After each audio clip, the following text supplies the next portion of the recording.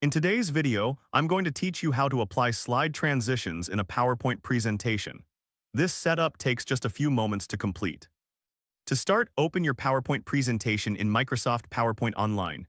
Once you have it open, look towards the top of your screen and locate the tab labeled Transitions. Click on it. This will open up a new menu where you'll find various transition options to choose from.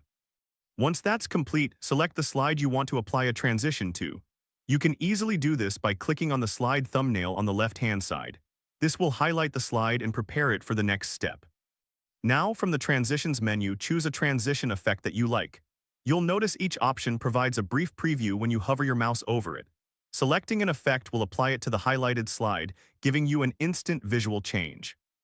Next, you'll want to adjust the transition settings if needed. Right next to the transition effects, you'll find options to modify the duration and add sound effects.